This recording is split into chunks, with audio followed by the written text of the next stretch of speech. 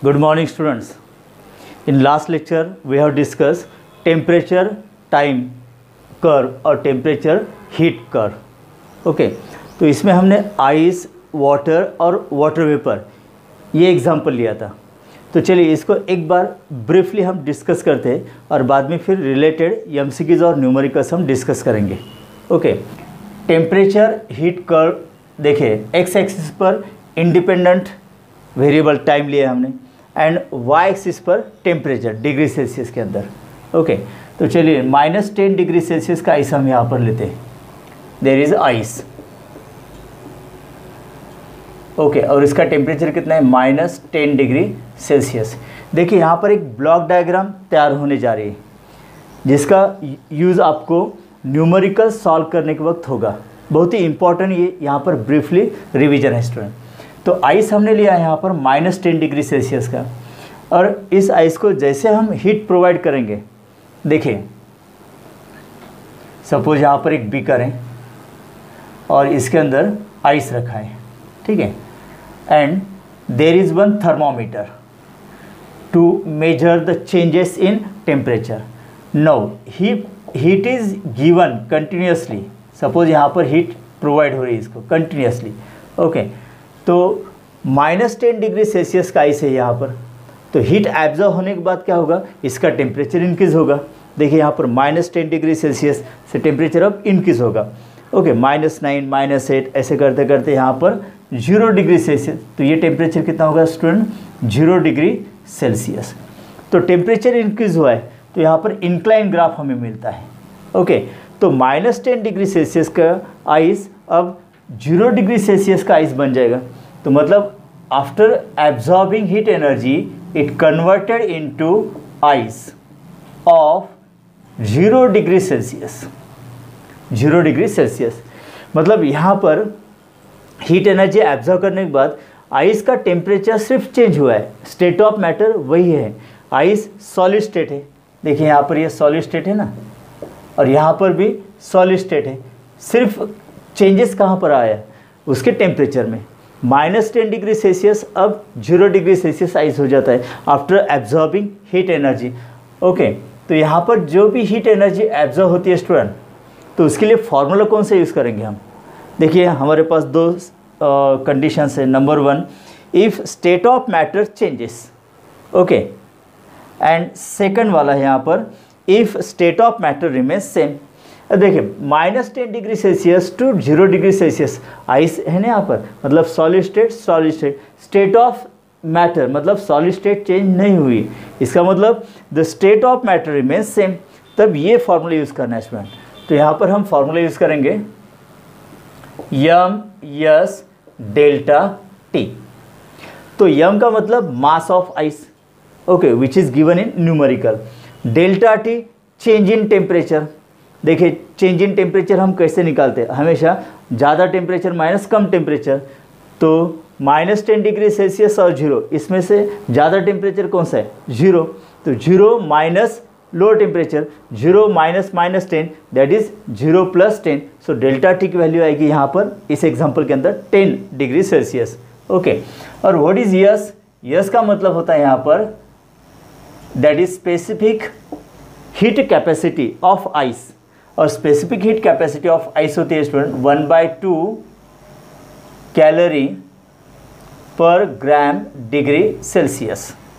कितनी होती है? 1/2. तो ये कुछ पर्टिकुलर्स आपको याद रखने होंगे. तो आइस के लिए स्पेसिफिक हीट कैपेसिटी होती है 1/2 या फिर 0.5. तो इसको हम 0.5 भी लिख सकते हैं. ओके, तो अब 0 डिग्री सेल्सियस का आइस है ना, यहाँ पर 0 डिग्री सेल्सियस का आइस है. तो यहाँ पर टेम्परेचर कितना होगा थर्मोमीटर के अंदर? 0 डिग्री सेल्सियस.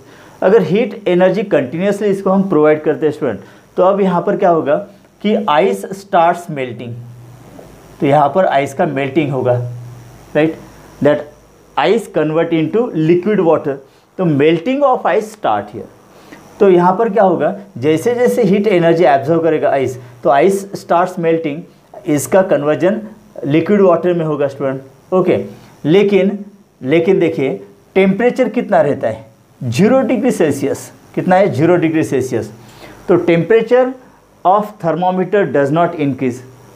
तो फिर यहाँ पर जो हीट एब्जॉर्ब हुई है which is totally used for the melting process, work of melting, यहाँ पर internal energy of the system increase नहीं होती है। इसका मतलब टेम्परेचर डज नॉट इंक्रीज, तो टेम्परेचर यहाँ पर 0 डिग्री सेल्सियस रहता है। जब तक पूरा आइस यहाँ पर लिक्विड वाटर में कन्वर्ट नहीं होता है तब तक टेम्परेचर कितना होगा थर्मामीटर के अंदर 0 डिग्री सेल्सियस। देखिए ये ग्राफ कैसा है यहाँ पर अलोंग द एक्स एक्सिस यहाँ तक, मतलब सपोज ये ए पॉइंट कंसिडर करते हैं हम, यहाँ पर ये बी, ये सी, तो ए बी चेंज मतलब क्या होगा -10 डिग्री सेल्सियस का ice to 0 degree Celsius ice. अब बी टू सी चेंजेस क्या होगा, that is the ice convert into liquid water. Okay, और जब सी पॉइंट पर पहुंचेंगे हम तो वहाँ पर पूरा आइस पूरे लिक्विड वाटर में कन्वर्ट हुआ होगा। ओके, तो सी पॉइंट पर देखिए मतलब 0 डिग्री सेल्सियस आइस का कन्वर्जन अब वाटर में होगा। ओके, और इस वाटर का टेम्परेचर कितना होगा स्टूडेंट 0 डिग्री सेल्सियस। देखिए बी पॉइंट पर प्योर 0 डिग्री सेल्सियस आइस है, solid form. Okay, during B C that ice convert into liquid water. Suppose यहाँ पर इंटरमीडिएट एक पॉइंट हम कंसिडर करते हैं तो यहाँ पर क्या होगा कि यहाँ पर आइस भी होगा और वाटर भी होता है। सो आइस एंड वाटर मतलब solid state and liquid state को exist simultaneously. Okay, but the temperature remains same that is 0। अब सी पॉइंट पर आते आते क्या होगा कि यहाँ पर आइस पूरी तरह से मेल्ट हुआ। अब सी पॉइंट पर 0 डिग्री सेल्सियस का वाटर होगा student, there is no ice. तो इस तरह से 0 डिग्री सेल्सियस आइस का कन्वर्जन 0 डिग्री सेल्सियस वाटर में हुआ है। तो वाटर मतलब कौन सी स्टेट होगी, लिक्विड स्टेट होगी मैटर की, राइट। देखिए solid state convert into liquid state मतलब स्टेट ऑफ मैटर चेंज हुआ है ना। यहाँ पर अगर स्टेट ऑफ मैटर चेंज होता है स्टूडेंट तो फिर जितनी हीट यहाँ पर एब्जॉर्ब हुई है to convert 0 degree Celsius ice total into 0 degree Celsius water, तो टोटल हीट कितनी एब्जॉर्ब हुई यहाँ पर Q। और ये हीट निकालने के लिए हमारे पास फॉर्मूला कौन सा है, ml। Okay, ml, because if state of matter changes, देखिए स्टेट ऑफ मैटर चेंज हो गया ना सॉलिड टू लिक्विड, तो यहाँ पर Q is equal to ml, ये फॉर्मूला यूज़ करते हैं स्टूडेंट। और L is known as latent heat और latent heat of fusion, because यहाँ पर सॉलिड टू लिक्विड मतलब स्टेट ऑफ मैटर चेंज होता है। So this is known as latent heat of fusion. तो लैटेंट हीट ऑफ फ्यूजन का मतलब clear है ना आपको, the amount of heat required to convert state of solid to the state of liquid, okay, at its melting point without change in its temperature, this is known as latent heat of fusion. और for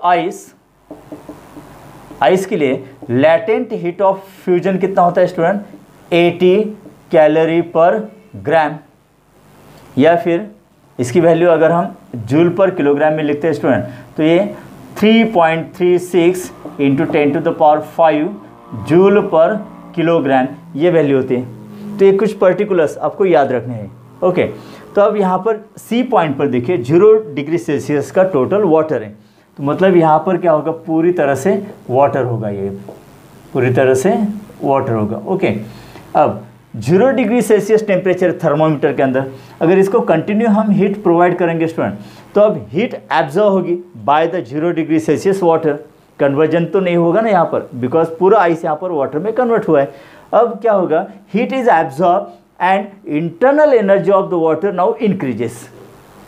तो यहाँ पर जो भी heat absorb होगी उससे कारण यहाँ पर internal energy of the water system की इंटरनल एनर्जी इंक्रीज होगी। अब इसका टेम्परेचर राइज होगा, देखिए 10 डिग्री सेल्सियस, 20, 30, 40, 50 इस तरह से।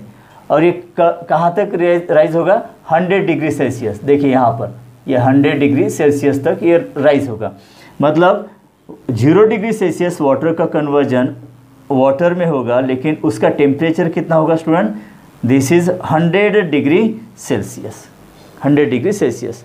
ओके, तो यहाँ पर स्टेट ऑफ मैटर चेंज हो रही है कि देखें वाटर लिक्विड है, यहाँ पर भी वाटर लिक्विड ही है, मतलब state of matter does not change. अगर चेंज नहीं होता है तो यहाँ पर हीट अमाउंट कितनी एब्जॉर्ब हुई ये निकालने के लिए फॉर्मूला कौन सा होगा, M S delta T, M S delta T. यह मतलब mass of that water. Okay, delta T मतलब चेंज इन टेम्परेचर। देखिए चेंज इन टेम्परेचर कितना होता है 0 to 100, मतलब डेल्टा टी की वैल्यू 100 - 0 दैट इज 100। ओके, और यस का मीनिंग क्या होता है यहाँ पर, that is specific heat capacity of water. तो वाटर के लिए देखिए यस डब्ल्यू लिखते हैं हम, तो वाटर के लिए स्पेसिफिक हीट कैपेसिटी कितनी होती है student, this is yes 1 calorie per gram degree Celsius. या फिर अगर हम SI सिस्टम में लिखते हैं स्टूडेंट, तो यहाँ पर ये होगी 4200 जूल पर किलोग्राम केल्विन। ये वैल्यू होगी स्टूडेंट वाटर की specific heat capacity. Okay right, तो आप CGS वैल्यूज ही याद रखिए स्टूडेंट, मतलब ज़्यादातर न्यूमेरिकल्स या MCQ CGS यूनिट्स में आते हैं स्टूडेंट्स, तो इसलिए आप देखिए आइस के लिए specific heat capacity 1/2 calorie per gram degree Celsius, ये इजी है ना ध्यान में रखने के लिए। या फिर for ice latent heat of fusion 80 calorie per gram. Water के लिए specific heat capacity 1 calorie per gram degree Celsius. तो पहले आप CGS यूनिट में इसको कंप्लीट कर सकते हैं, और लास्ट जो आंसर है अगर पूछते हैं कि SI सिस्टम में इसका आंसर क्या होगा या ऑप्शन गिवन है, तो वहाँ पर फिर आप CGS सिस्टम का कन्वर्जन SI सिस्टम में कर सकते हैं ना। ओके चलिए, अब 100 डिग्री सेल्सियस का वाटर यहाँ पर है, ठीक है, तो यहाँ पर पूरी तरह से 100 डिग्री सेल्सियस का वाटर है। तो अब टेम्परेचर कितना होगा थर्मोमीटर के अंदर 100 डिग्री सेल्सियस। जैसे टेम्परेचर 100 डिग्री सेल्सियस पहुँचता है तो यहाँ पर बॉइलिंग प्रोसेस स्टार्ट होगी स्टूडेंट, बॉइलिंग प्रोसेस स्टार्ट होगी। बॉइलिंग प्रोसेस मतलब क्या है कि जहाँ पर वाटर का कन्वर्जन वाटर वेपर में होता है एट 100 डिग्री सेल्सियस। ओके, तो इसका कन्वर्जन होगा वाटर वेपर, वाटर वेपर में।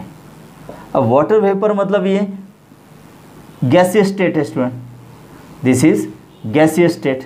ओके, मतलब यहाँ पर स्टेट ऑफ मैटर चेंज होती है, लेकिन temperature in the thermometer remains same. देखिए यहाँ पर let this point is D to E, temperature constant रहता है जब तक पूरा वाटर कन्वर्ट नहीं होता है वाटर वेपर के अंदर, तब तक टेम्परेचर सेम रहता है। मतलब यहाँ पर जितनी भी हीट एब्जॉर्ब होगी totally used to convert water into water vapour. Okay, तो यहाँ पर 100 डिग्री सेल्सियस का वाटर वेपर हमें मिलता है, that is also known as steam. Okay, water vapour मतलब स्टीम। ओके, तो यहाँ पर स्टेट ऑफ मैटर चेंज हो रही है। अगर स्टेट ऑफ मैटर चेंज होते तो ये फॉर्मूला होगा। तो इस दौरान देखिए 100 डिग्री सेल्सियस वाटर का conversion 100 degree Celsius water vapour में करने के लिए कितनी हीट एनर्जी यहाँ पर एब्जॉर्व हुई होगी, ये निकालने के लिए फॉर्मूला है Q = mL। और ये जो लैटेंट हीट है, ओके, जो लिक्विड स्टेट का कन्वर्जन गैसियस स्टेट में करता है, this is known as latent heat of vaporisation. और वाटर के लिए लैटेंट हीट ऑफ वेपराइजेशन की वैल्यू है स्टूडेंट 540 कैलोरी पर ग्राम, 540। देखिए कुछ किताब के अंदर ये वैल्यू 536 दिए, तो राउंडेड फिगर यहाँ पर 540 हम याद रखेंगे। अगर न्यूमेरिकल के अंदर स्पेसिफिक वैल्यू 536 ऐसे दिया है तो वही वैल्यू हम यूज़ करेंगे फिर। Now in SI system latent heat of vaporisation कितना होता है 22.68 इंटू 10⁵ जूल पर किलोग्राम, ये वैल्यू स्टूडेंट। ओके, तो देखिए अब E पॉइंट आते आते यहाँ पर पूरा लिक्विड वाटर कन्वर्ट हो जाता है वाटर वेपर में। ओके, अब 100 डिग्री सेल्सियस का वाटर वेपर है यहाँ पर, पूरा यहाँ पर वाटर वेपर है ऐसा मान लेते हैं हम। ओके, यहाँ पर लिक्विड नहीं है, 100 डिग्री सेल्सियस का वाटर वेपर है। अगर हम कंटिन्यूसली हीट प्रोवाइड करते हैं तो अभी वाटर वेपर का भी टेम्परेचर इंक्रीज होगा ना, 101, 105, 110, 120 इस तरह से, तो इसका टेम्परेचर अब इंक्रीज होगा स्टूडेंट। ओके, तो फिर ग्राफ ये इंक्लाइन ग्राफ होगा, राइट स्टूडेंट। तो ये इस तरह से टेम्परेचर हीट कर्व और टेम्परेचर टाइम कर्व है। इसका यहाँ पर हमने एक एग्जाम्पल लेते हुए मीनिंग क्लियर किया है। ओके, चलिए स्टूडेंट, यहाँ पर एक न्यूमेरिकल हम कंप्लीट करते हैं। MCQ दिया है, find the total heat absorb और work done in converting 1 gram of ice at -10 degree Celsius into steam of 100 degree Celsius. देखिए यहाँ पर -10 डिग्री सेल्सियस का आइस है यहाँ पर, आइस का टेम्परेचर कितना है, -10 डिग्री सेल्सियस। ओके, और इसका कन्वर्जन करना है हमें स्टीम मतलब वाटर वेपर में, और उसका टेम्परेचर कितना दिया है, 100 डिग्री सेल्सियस। तो इस प्रोसेस के दौरान कितनी हीट एनर्जी एब्जॉर्ब हुई होगी और टोटल वर्क डन कितना होगा। अब टोटल वर्क डन मतलब जितनी टोटल हीट एनर्जी लगी है, तो टोटल हीट एनर्जी और टोटल वर्क डन इन दोनों का फॉर्मूला एक ही होता है स्टूडेंट। ओके, तो चलिए टोटल हीट एनर्जी हमें निकालनी है। अब -10 डिग्री सेल्सियस आइस है, उसका कन्वर्जन हुआ है स्टीम 100 डिग्री सेल्सियस, मतलब यही यहाँ पर टेबल या यही इन्फॉर्मेशन हम यूज़ करेंगे स्टूडेंट, और ये इन्फॉर्मेशन आपको इस तरह के जो न्यूमेरिकल्स होंगे उसमें आपको बहुत ही यूज़फुल है। ओके, तो देखिए -10 डिग्री सेल्सियस का आइस है, तो -10 डिग्री सेल्सियस का आइस डायरेक्टली स्टीम में तो कन्वर्ट नहीं होगा, उसको इस प्रोसेस में से जाना होगा। ओके, तो -10 डिग्री सेल्सियस का आइस है, तो पहले उसका कन्वर्जन किस में हुआ होगा, 0 डिग्री सेल्सियस आइस में। तो यहाँ पर ये हीट एनर्जी एब्जॉर्ब हुई ना इतनी। ओके, तो चलिए टोटल हीट एनर्जी हम यहाँ पर निकालते हैं, इज इक्वल टू, अब -10 डिग्री सेल्सियस का आइस कन्वर्ट होता है 0 डिग्री सेल्सियस आइस, तो यहाँ पर इतनी हीट एनर्जी एब्जॉर्ब हुई ना, तो लेट इट इज़ Q1, इसको हम Q1 मानते हैं, प्लस अब 0 डिग्री सेल्सियस आइस हो गया। ओके, अब 0 डिग्री सेल्सियस आइस का कन्वर्जन होगा 0 डिग्री सेल्सियस वाटर में, तो इस प्रोसेस में भी कुछ हीट एनर्जी एब्जॉर्ब होगी ना, तो that is given by this formula. Okay, तो इसको मान लेते हैं हम Q2। ओके, प्लस अब 0 डिग्री सेल्सियस का वाटर बन गया। अब 0 डिग्री सेल्सियस का वाटर का कन्वर्जन 100 डिग्री सेल्सियस वाटर, मतलब जस्ट टेम्परेचर इंक्रीज होगा वाटर का, तो इस दौरान भी यहाँ पर हीट एनर्जी एब्जॉर्ब होगी। Let this is Q3। हमें कहाँ तक पहुँचना है, 100 डिग्री सेल्सियस वाटर वेपर तक। ओके, अब 100 डिग्री सेल्सियस का वाटर मिला हमें, इसका conversion 100 degree Celsius water vapour या स्टीम में करना है, तो ये हीट एनर्जी, तो चलिए इसको मान लेते हैं हम Q4, मतलब हमें वाटर वेपर 100 डिग्री सेल्सियस बस यहाँ तक। ओके, तो 1 2 3 4 Q1 plus Q2 plus Q3 plus Q4।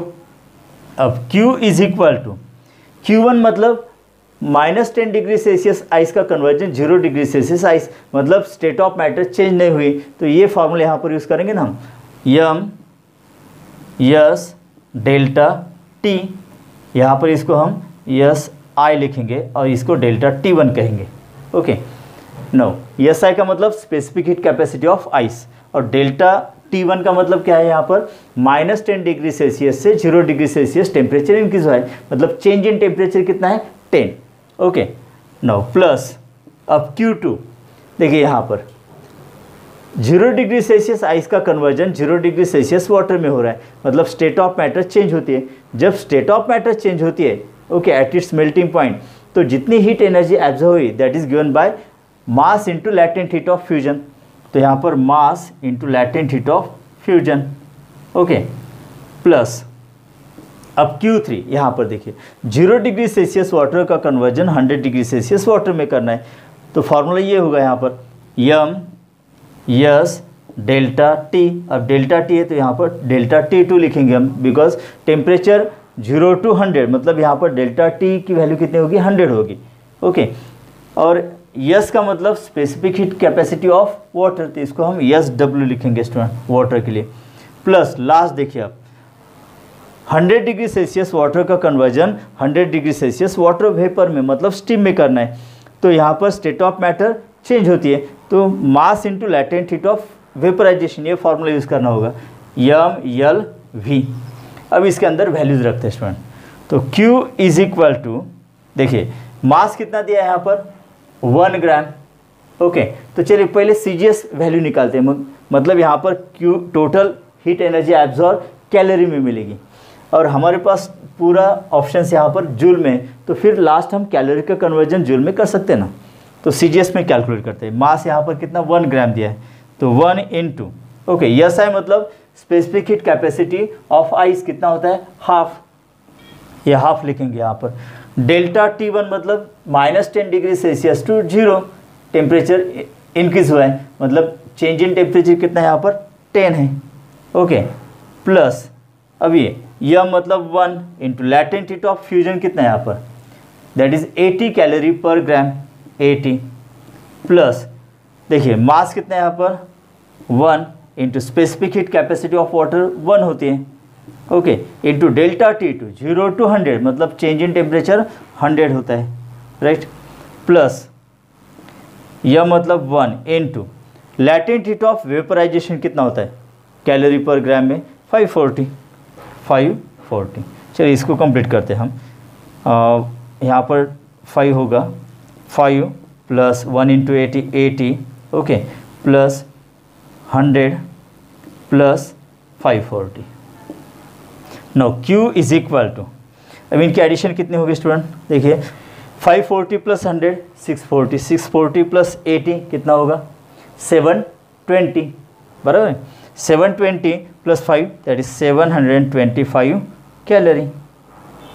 अब इसका मतलब क्या होगा, ये वर्क डन भी होगा ना इतना 725 कैलोरी। देखिए ऑप्शन में 725 है लेकिन यूनिट कौन सा है, जूल है, और यहाँ पर यूनिट कितना आया हमारा कैलोरी, तो ऐसा कन्फ्यूजन हो सकता है। यहाँ पर हम मतलब यहाँ पर सी ऑप्शन क्लिक कर सकते, लेकिन यूनिट कैलोरी है और यहाँ पर यूनिट जूल है, तो हमें जूल में कन्वर्ट करना होगा, ओके। तो हमें पता है यहाँ पर कि देखिए 1 calorie is equal to 4.2 joule, ये है ना कन्वर्टिंग फैक्टर, तो जूल में कन्वर्ट करने के लिए हमें 4.2 से मल्टीप्लाई करना होगा।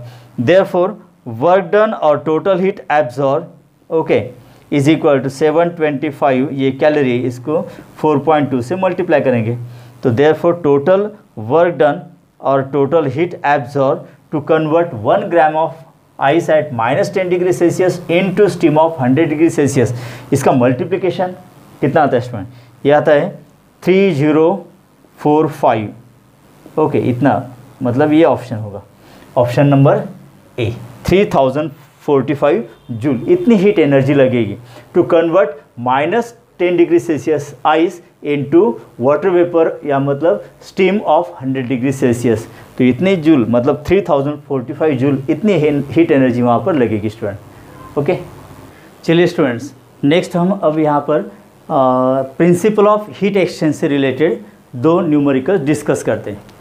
देखिए number 2, 10 gram of ice eight 0 degree Celsius is mixed with 100 gram of water at 50 degree Celsius, what is the resultant temperature of the mixture, और यहाँ पर 4 ऑप्शंस दिए स्टूडेंट, ओके। नाउ देखिए यहाँ पर 100 ग्राम ऑफ आइस, तो ice का information यहाँ पर दिया है, और वाटर, ठीक है, तो आइस के लिए मास कितना दिया है, let it is m1, it is equal to 10 gram, and temperature कितना है यहाँ पर, let it is T1 that is 0 degree Celsius, is mix with 100 gram of water, मतलब वाटर का मास अगर हम m2 लेते हैं तो ये 100 ग्राम होगा स्टूडेंट, और उसका temperature T2 this is 50 degree Celsius, okay.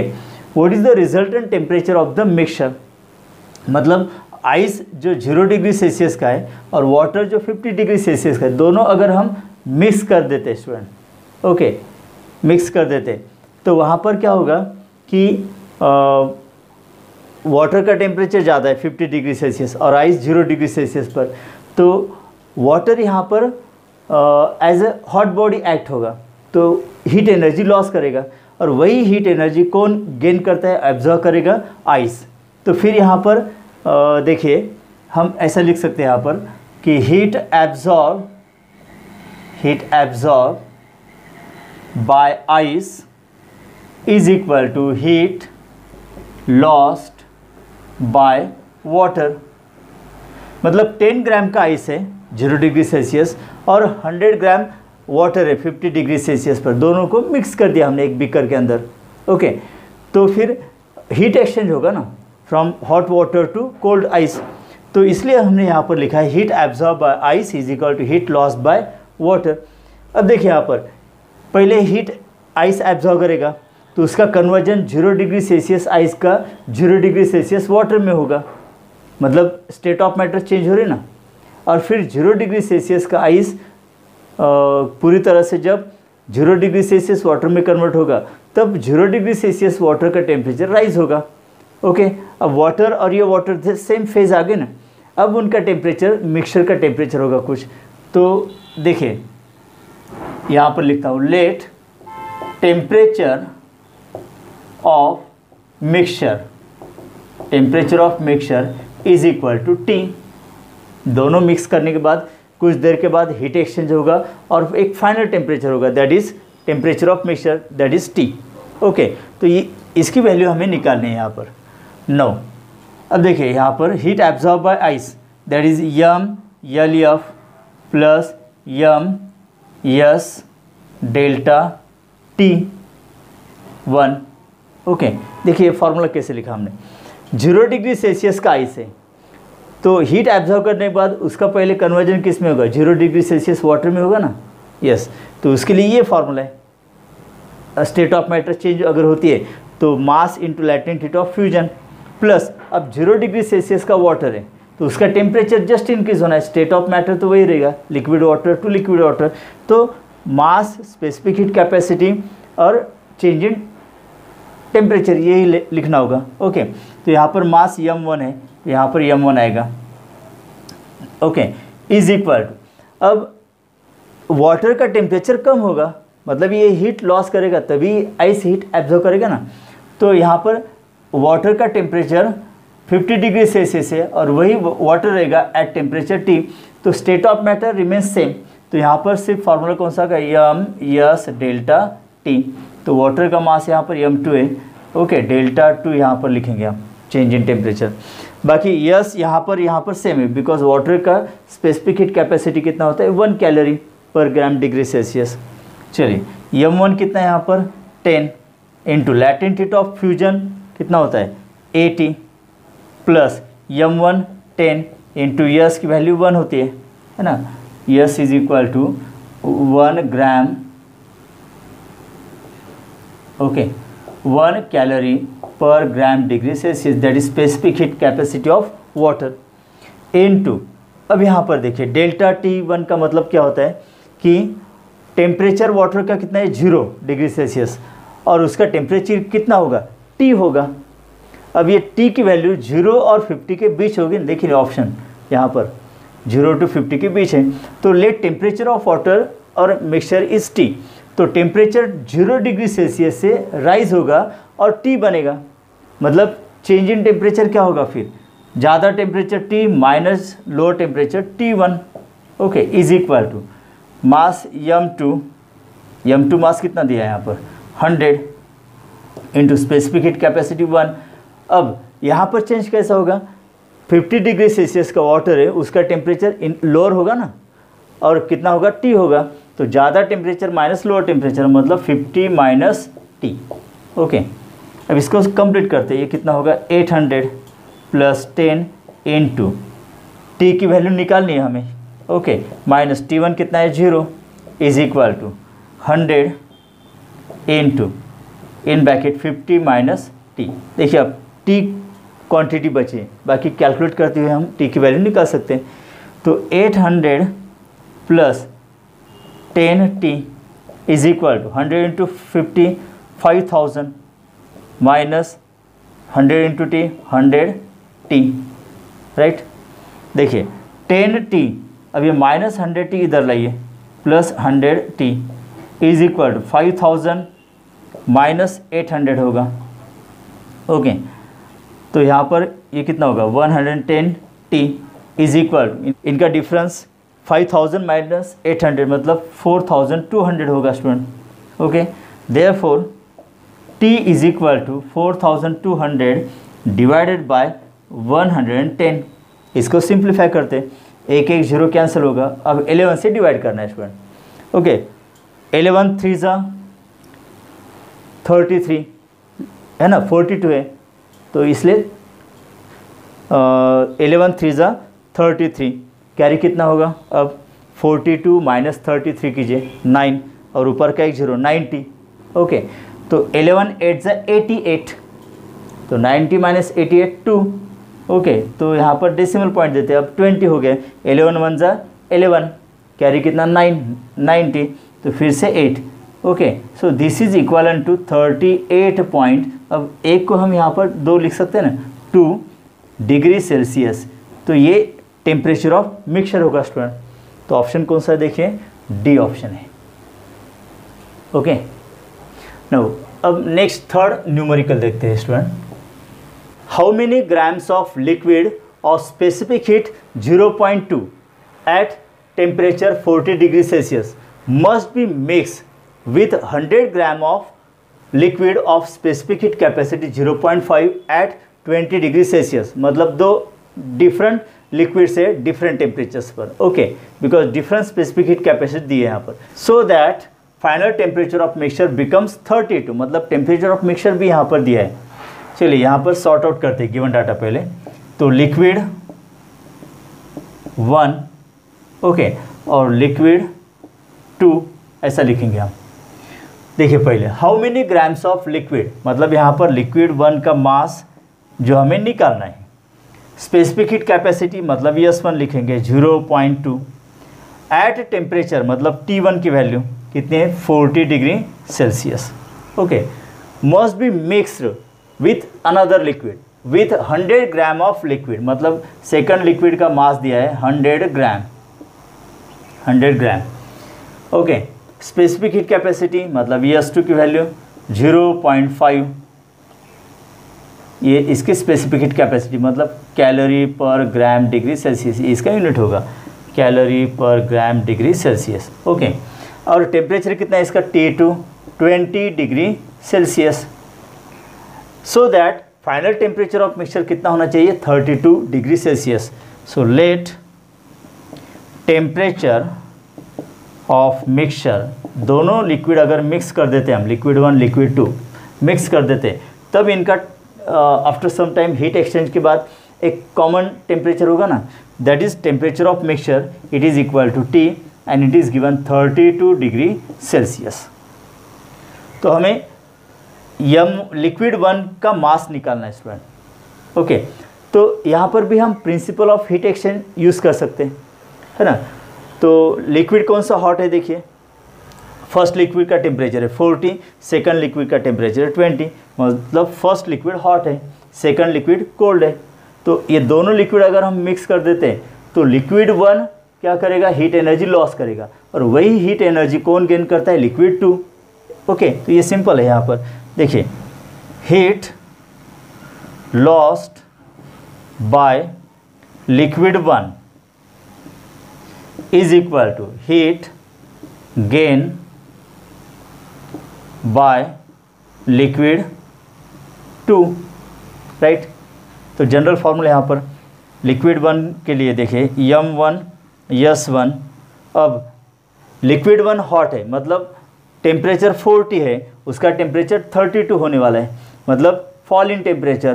तो 40 - 32 मतलब T1 माइनस T, ओके। और सेकंड लिक्विड कोल्ड है कंपेयर टू फर्स्ट लिक्विड, तो इसका टेम्परेचर 20 से 32 इंक्रीज होने वाला है। तो पहले इसका मास लिखते हैं M2, specific heat capacity S2, okay, in bracket. इसका टेम्परेचर 20 से 32 होने वाला है, मतलब ज़्यादा टेम्परेचर माइनस कम टेम्परेचर, तो T - T2 लिखना होगा ना, T - T2। तो ये इक्वेशन यहाँ पर तैयार हो गया स्टूडेंट। तो यही इक्वेशन आपको लिखना आना चाहिए, that is principle of heat exchange, okay.